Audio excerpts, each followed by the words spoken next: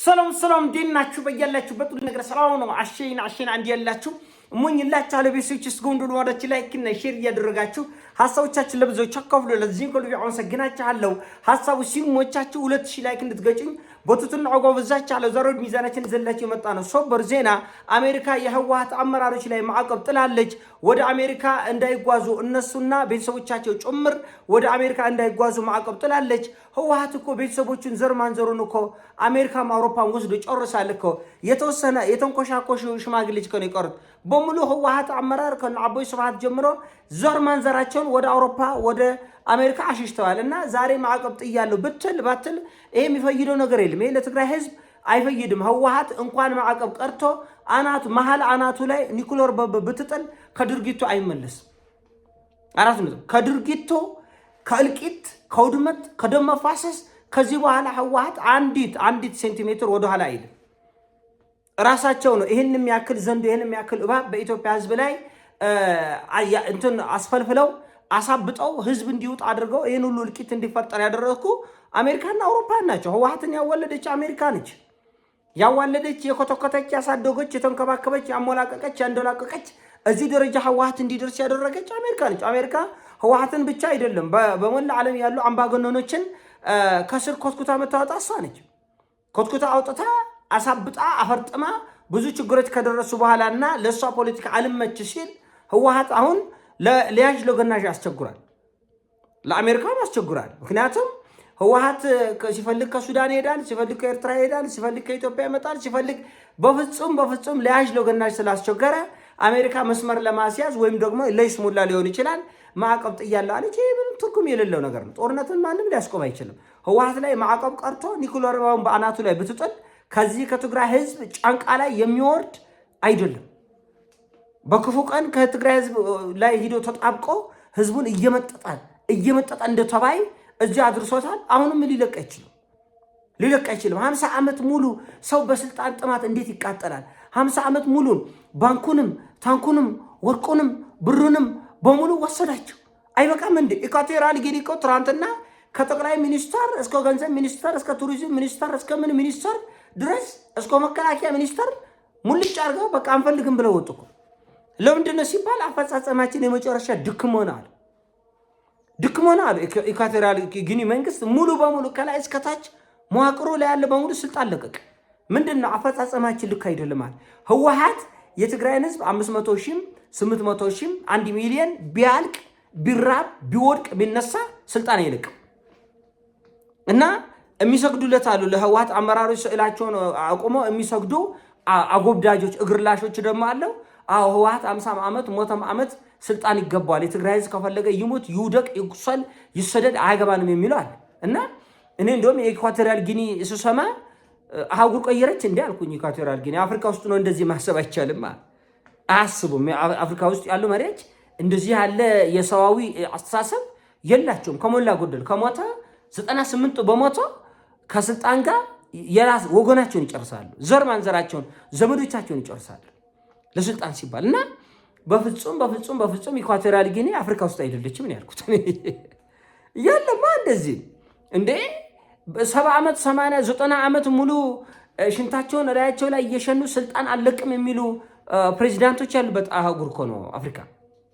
እና ኢኳቶሪያል ጊኒ ዓለምን ያስደነገጠው ሙሉ የመንግስት መዋቅር የገንዘብ ሚኒስተር፣ የመከላከያ ሚኒስተር፣ ጠቅላይ ሚኒስተር በሙሉ አፈጻጸማችን ድክም ነው።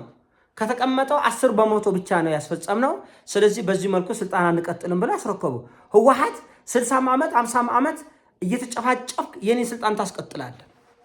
አሁን ትግራይ ውስጥ ልጆች እየታፈሱ በየማጎሪያው ለጦርነት ለደም መፋሰስ ማለት ነው። እና ዘመድ ያለው በሙሉ ከትግራይ ወጥቷል።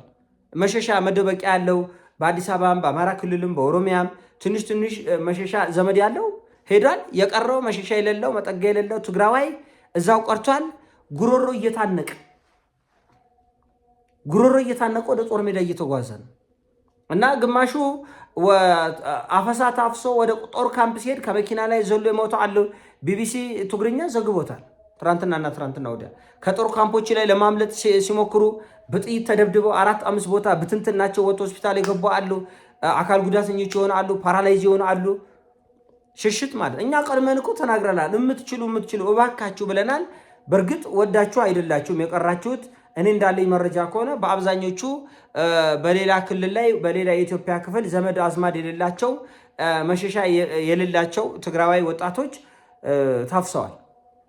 እና አሁን ማዕቀብ ለምን ትጥላለች አሜሪካ? ሌላ አማራጭ የለም? የህወሓት አመራሮች በህግ እንዲጠየቁ ነገሩ ራሱ የራሱ አመራሮች ራሱ በህግ የሚጠየቁ አይደለም እንዴ? ራሱ አሜሪካ ማን ሆና ነው? ስለዚህ የሚያሳፍር ነው። የሰው ልጅ እንደ ቅጠል እየረገፈ ለጥቂት ሰዎች ለጥቂት ፎከታሞች ሲባል ማለት ነው፣ ለጥቂት አረመኔዎች፣ የሰው ባህር የሌላቸው አረመኔዎች። ህወሓት አመራሮች በሙሉ አረመኔዎች ናቸው፣ ሰው በላዎች ናቸው። የትግራይ ህዝብን ደም የመጠጡ ነገ ከነገ ወዲያ እኮ ይመሰከርባቸዋል። ነገ ከነገ ወዲያ ትውልድ ይመሰክር። ምን ዋጋ አለ? ያስሯቸዋል እኮ ይገርፏቸዋል እኮ የቀሩትን እነዚህ በስባሽ ሽማግሌዎችን የትግራይ ወጣቶች የቀሩት በህይወት የቆሩት ያስራሉ፣ ይገርፋሉ። ምን ዋጋ አለው? ለእኛ ምን ይጠቅመናል? ለትግራይ ህዝብ ምን ይጠቅማል? ንገረኝ። ወንድሞቻችን ካጣን፣ እህቶቻችን ካጣን፣ ክልሉ ከወደመ፣ ህዝቡ ከተሰደደ፣ ነገር አለሙ ከወደመ በኋላ ደብረ ጽዮንን አሰርከው አላሰርከው፣ ገረፍከው አልገረፍ፣ ምንም ይጠቅመ ነገር የለም። አሁን ነው ጊዜው። አሁን ብቻ አይደለም፣ ቀደም ብሎ ነው። ገና ከ20 ዓመት ከ30 ዓመት በፊት መወሰድ የነበረበት እርምጃ ነው። ሌላ ሁሉ ቢቀር ቢያንስ የዛሬ 5-6 ዓመት የሰሜኑ ጦርነት ከመፈጠሩ በፊት እነዚህ ሰዎች ተይዘው መገረፍ መታሰር የሚገባቸው ነበሩ፣ አልተሳካም። አሁን የቀረውን ህዝብ እናድን፣ የቀረውን ወጣት እናድን፣ የቀረውን እናድን፣ ጉድ የላቸው እነዚህ አረመኔ ሰው በላች ሰዎች ስንል የሚሰማ ጠፍቶ ይኸው ህወሓት ያለውን ገንዘብ በቢሊየን ትግራይ ህዝብ እየተራበ እየተጣማ እየተቸገረ በብዙ ችግር ውስጥ እያለፈ ትምህርት የለም፣ መንገድ የለም፣ ጤና ጣቢያ የለም፣ ደሞዝ የለም፣ መሳሪያ አለ እና እነዚህን ሰዎች ሀይ የሚል ጠፍቶ እኛ እንነጋገራለን፣ ችግር የለም። የአማራ ህዝብና የትግራይ ህዝብ፣ የአፋር ህዝብና የትግራይ ህዝብ ወንድም ህዝብ ነው። መሬቱ ለሁሉ ይወቃል። መሬት አያገዳድልም። የኔ ጌታ መሬት አያገዳድልም። እኛ ከታሪካዊ ዳራው አንጻር ከህጋዊነት አንጻር ይሄ በዚህ ነው ይሄ በዚህ እንላለን እንጂ መሬት አያገዳድልንም። ከወቂ በላይ ነው እና በጣም ነው የጎረመኝ። የኢኳቶሪያል ጊኒ አመራሮች ሙሉ ስልጣን በአንድ ጊዜ ለቀቁ። በቃ ድክም ማይረባ ስራ ስለሰራ መልቀቅ አለብናል። እኛ አገር ሺህም ሰው ተገለው፣ 100 ሺህም ተገለው፣ 200 ሺህም ተገለው፣ ግማሽ ሚሊዮንም ተገለው አለቅም፣ ስልጣን አለቅም። ስለዚህ እዋጋለው ነው እና ምናልባት አሁን ህወሓት በዚህ ክረምት የሚጀምረው ጦርነት ምናልባት ስንተኛው ዙር ማለት ነው? በሰሜኑ ጦርነት ወደ 6ኛ ነው ምናምን ዙር ማለት 6 ዙር እንዴት ህዝብ ይዋጋል? ክልል ህዝብ እንዴት ይዋጋል? 6 ዙር አንድ ህዝብ ከገንዛ ወገኑ ጋር እንዲጨፋጨፍ የምታደርገው በምን ስሌት ነው ተብሎ ቢጠይቅ መልስ የለም። እና አሜሪካኖቹ የስሙላ ማዕቀብ ጥለናል፣ ለምቦች ጥለናል፣ እንትን ጥለናል፣ ሐሳብ ጥለናል። ምንም እንቆላልም ጣል ከፈለግ ከዚህ በኋላ ህወሓት አይሰማም። ህወሓት ገንዘቡን አፍስሷል፣ የአርማታ ምሽግ ቆፍሯል፣ ሰራዊቱ አደራጅቷል፣ ሁሉ ነገር ተጠናቆ አልቋል። በቃ የቆረ ጦርነትና ጦርነት ብቻ ነው። ልክ የገደላ አፋፍ ላይ ነገር አለሙ ከደረሰ በኋላ ማዕቀብ ጥለናል። ማዕቀብ ብትጥል፣ ለምቦጭን ብትጥል፣ እንቁላል ብትጥል ህወሓት አይሰማም። ከዚህ በኋላ በቃ ዝግጅትን አጠናቋል፣ ሰራዊቱን አደራጅቷል፣ ምሽጉ ተቆፍሯል፣ ሁሉ ነገር መስመር ላይ ያለ እና እንዲህ ያሉ የልጆች ቃቃ ጨዋታዎች የሚሆኑ አይደለም። ተበለሻሽቷል፣ ብዙ ነገሩ ተበለሻሽቷል። እንደ ሀገር ዋጋ የምንከፍልበት በጣም አደገኛ ወቅት ላይ ያለን ነው የሚመስለኝ። እኔ በግሌ እንደ ሀገር ነው ዋጋ የምንከፍለው። አሁን ይሄ ነገር ከትግራይ ህዝብ ጋር ብቻ፣ ከህወሓት ጋር ብቻ፣ ከአማራ ህዝብ ጋር ብቻ ወይም ደግሞ ከአፋር ህዝብ ጋር ብቻ ሳይሆን እንደ ሀገር ኢኮኖሚያዊ፣ ፖለቲካዊ ቀውስ የሚፈጠርበት ምናልባት ለመናገር የሚከብድ ዋጋ የምንከፍልበት። አሁን እኔ ከፊት ለፊት ያለው የክረምቱ ወራት በጣም ከብዶ ነው የሚታይ፣ እጅግ በጣም ከብዶ ነው። ከፍተኛ የሆነ የጦር ዝግጅት አለ እዚህ ውስጥ። ግብጾች፣ ሱዳኖች በኤርትራ በኩል በኢትዮጵያ በኩል ምን ያክል ውስብስብ ነገሮች እንዳሉ እኔ አውቃለሁ። ስለማቅ ከፊት ለፊታችን ያለው ክረምት በጣም አደገኛና የእልቂት ጊዜ ነው የሚሆነው። ይህንን ተነጋግረን እንፍታው፣ ጊዜው ሳይረፍድ እሳት ሳይለኮስ በፊት ሰደድ እሳቱ ሳይነሳ በፊት ብለን ተደጋግመን ተናግረናል። ከምሁራንም ከሃይማኖት አባቶችም ከህዝቡም ከሚዲያውም ያለንበትም ብለን የመጣውን ጉድና ያለን ብለን እንግዲህ ይሄ የምታዩት ይሆናል። ትልቁ ነገር ጸሎት ያስፈልጋል። በጣም ከባድ ነገር ከፊታችን ያለ ይመስለኛል። የኔ ሐሳብ ሲሞቻችሁ ላይክ አድርገ ሼር አድርገ ወዳቻለሁ። ፒስ